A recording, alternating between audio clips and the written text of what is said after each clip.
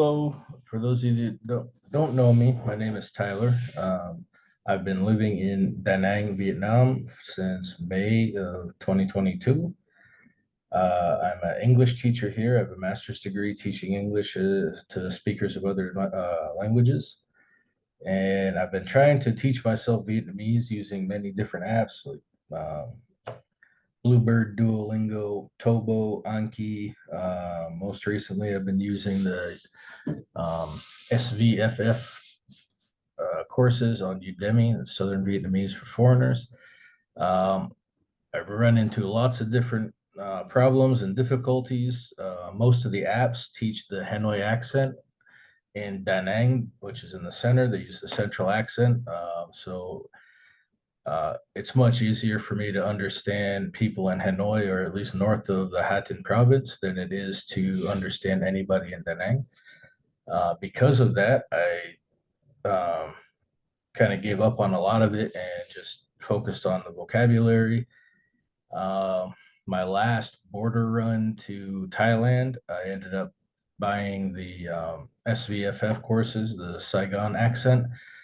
I did that because the central and southern accent share a lot more vocabulary.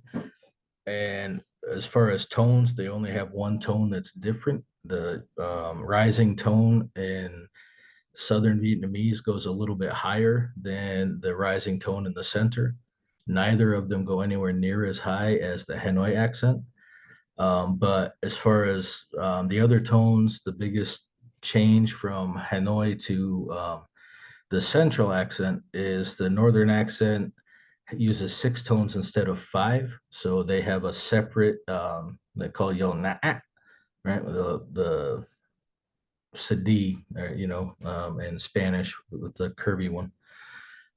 So in the Hanoi accent is very, very pronounced. It starts high, it stops using your throat, and then starts again very even higher. Nah. In the center and the south, it sounds like yo hoi. The yo hoi in Hanoi also starts high and goes low. Hoi, they call the question mark. In the center and the south, it starts just below your even tone, goes down and comes up higher than your even tone. So they'd say yo hoi and yo nga. It's the same tone in the center and the south. They only have the five tones. So that's one of the bigger differences. And then the D with no line, the R and the GI are some of the other differences. In Hanoi, the GI, the R, and the D with no line are all pronounced like the letter Z in English, Z. In the center and the south, the R sounds like an R, R. It's like a trilled R, almost like Spanish, R. The D and the GI are basically Y. Some people will add a little bit of a Z, so you'll get kind of a Y. Um, but in the center anyway, in the south, according to the Udemy SVFF course, the D and the GI should both be Y. But from my experience in Da Nang, the D is a Y, the GI is more like Y. So there's a very slight ZH mixed with the Y. Um, that's the biggest difference. So anyway, it's much harder to understand because they use different vocabulary. Not all the time, obviously.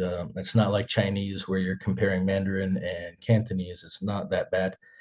Um, but there's enough where they can understand my words that I'm learning through the apps, but I can't understand some of the words they use. Um, one like, one example would be if you want to know where your friend is going, or if you just want to say like, "Hey, what's up?" Right? In Da Nang, well, in I guess some people might say something like uh, "Andy do day" or "Andy do day," right? "D do day," which is basically where are you going. But in the center, they might say more like "Mi di mo re," so it's completely different. But then, of course, the apps teach textbook language, right? So if you want to know what time it is, you'd ask somebody, "Maiza la maiza," but nobody says that. They usually say Maizaroy, right? Maizaroy, Maizaroy, or Maizaroy. Basically, what time is it already?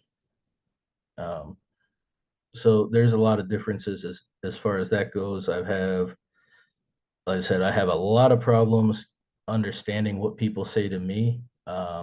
People seem to understand what I say about 75 to 80% of the time, so I'm pretty happy with my ability to communicate what I want to say. But I'm definitely not at all happy with my ability to understand spoken Vietnamese.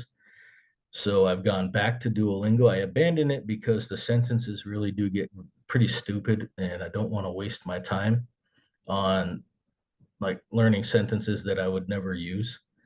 Unfortunately, as far as listening, that's one of the better ones because it's free and it's the same vocabulary over and over and over. One of the keys to fluency is repetition, right? Fluency is all repetition. Um, so unfortunately, I just have to kind of grin and bear the dumbass sentences. I hate them for the most part. You know, they're not all bad, but some of them get pretty dumb. Like something about I don't know whatever it was. 73 cats play music instruments or sing or some crap while 97 horses dance or something useless, right? Um, I'm sure somebody thought it was cute and funny. To me, it's a waste of time to teach that. There's if you want to teach that vocabulary, you could probably come up with a more realistic way to use it. But anyway, just to get used to the vocabulary again and focus on listening, I went back to Duolingo. It's the only reason I used it to begin with. Um, I started out with Tobo, and I was kind of doing an experiment. Um, based on Paul Nation's four strands of learning foreign language, which is language focused learning, grammar and vocabulary, and then meaning focused input, just listening to understand. You're not trying to learn any language. Meaning focused output, you don't necessarily care how correct you are, you just care that the other person can understand you. And then fluency development, which is all repetition with all four skills: speaking, listening, reading, writing. But it's just repetition, repetition, repetition, repetition. It's many different, as they call varied usage, varied encounters. You have to know all the different contexts for a word, all the different ways it's used. What does it mean? All that. But bottom line is the repetition is about can you do meaning focused input and output instantly like your native language is the main goal. So when you're doing fluency, the fluency development activities, there can be no new vocabulary. You have to know every word because otherwise you're that's not fluency basically. So with fluency based activities, there can be no new vocabulary. So again, I went back to Duolingo. Sometimes I'll go back and I'll review Tobo. Sometimes I use Anki. I use the Collins Vietnamese Visual Dictionary on Anki. Kind of off and on. One, it's British English, and so sometimes between British English and American English, the words are very different, and I don't really know what he's trying to say. And then, of course, um, the translations are in the northern accent, which I don't want to learn. I want to learn the center accent. Um, and then some of them don't have any translations. Like there's no audio. There's written translations, but there's no audio. So I found myself erasing a lot of his audio, putting my own in um, for both the English and for the Vietnamese, changing a lot of it over to the Southern pronunciation so I can just hear it in the pronunciation I learned from SVFF. Um, but overall, I'd say that program, the Anki itself is a wonderful program. Just a spaced repetition. It's just a memory app. It's not a language app. You can use it for anything. A lot of medical students use it for their stuff. It's a great app based on I want to say it was a Russian. I think it was a Russian psychologist. I'd have to reread. You can check out the reference to it and Paul Nation's How to Learn Vocabulary in Another in a Foreign Language, or something, I think that is, or How to Learn Vocabulary in a Second Language. Um, but he mentioned it in their the research and the guy's name. But anyway, the guy, I think he was Russian. He researched how long does it take to forget new information, and so based on that research, somebody created an algorithm within Anki. Anki wasn't the first one. I forget the name of the first one, but there was an algorithm created where based on your responses, you have four options. Based on your responses, the length of time will change between how long is the next time you see that word. The more you remember it, or I should say, the easier you remember it, the longer you will wait. And then that length gets longer and longer and longer. It's I think it's called incremental spaced repetition. There's two different styles of spaced repetition. Um, so theirs gets longer and longer and longer and longer. Um, I like I like that part of the Anki. I like the use of the phrases that Collins has included. I use a lot of them almost every day. That's why I chose that one, was because I live here. Those are everyday conversation pieces. Uh, so I do like it for that. I use that one. I used Tobo was my original, going back to my experiment. There's four strands. Like I said, was language focused learning, meaning focused input, meaning focused output, fluency development. Um, so part of my language focused learning, it took 10 weeks, 6 weeks vocabulary. I'm sorry, yeah, 6 weeks vocabulary, 4 weeks of grammar. In 6 weeks, I learned to read the 3,500 words of Tobo. And then I spent 4 weeks studying different parts of grammar. How do I change tense? How do I change, how do I address people? Just different. How do you ask questions? How do you say negative questions? Right? Just random grammar stuff. So I spent 4 weeks on grammar, 6 weeks on vocabulary. Then I spent 10 weeks with Duolingo, where I was focused on only reading, just reading, reading. Obviously, you go through the lessons they speak, they do all of it, but I was really focused on my reading, as well as reading basic paragraphs in Vietnamese, reading road signs, reading menus, just very simple language. Then I spent 10 weeks where I was trying to just communicate my own ideas. Um, and then I spent another 10 weeks, which is where Bluebird and Duolingo came back in on repetition, repetition, repetition. Um, After I finally moved to Vietnam, I started actually a year before I moved to Vietnam. Or I'd say, yeah, right about a year before I moved to Vietnam.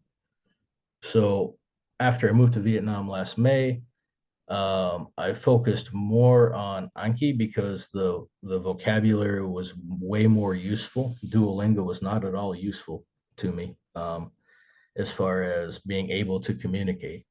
So when you, uh, yeah, when you're looking at like communicative competence, you need there's kind of four things. You have the vocabulary and grammar and discourse, like being able to take turns and know how to follow and track and tell time and sequence and all that. But you also need to know how to be polite or impolite or what have you. And then you need to know how to correct any kind of breakdown in communication. So the Anki program, the Collins, does a really good job of explaining culture, which is a huge part of the sociocultural competence, sociolinguistic competence, knowing what is polite, what is rude, what is normal, what is not normal.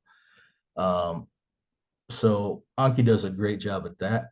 Um, and so anyway, my experiment, I kind of got bored because of Duolingo. I just stopped. I really have no tolerance for dumb things at all.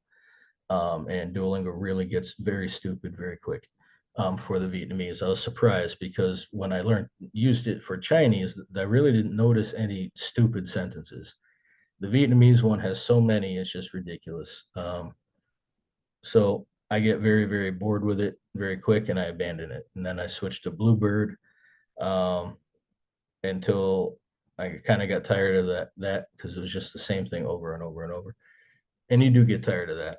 So then I found Tobo. again, I went back to Tobo, and um, yep. So part of my journey is not finding anything that keeps me interested, and I get very bored very quickly, especially if it's just dumb. And so what I've been trying to do is use the same kind of the same theories that I use to teach English as a foreign language to help myself to study Vietnamese as a foreign language. And so for the most part, it works. I'm able to communicate pretty well as far as what do I need. Um, it's just a matter of um, getting more used to the accent, understand, and so I can actually see the words in my head as I hear them. That's kind of the first step, and eventually you don't have to see them in your head; you just know what they are. Um, Obviously, the words I use every day, I already know. But uh, yeah, I don't know. That's probably enough rambling for now. So anyway, that's the whole point of the video was an introduction. What is my learning Vietnamese playlist about? It's just a list of you're gonna watch me learn Vietnamese if you decide to watch my videos. So thank you, and I guess stay tuned for the next one.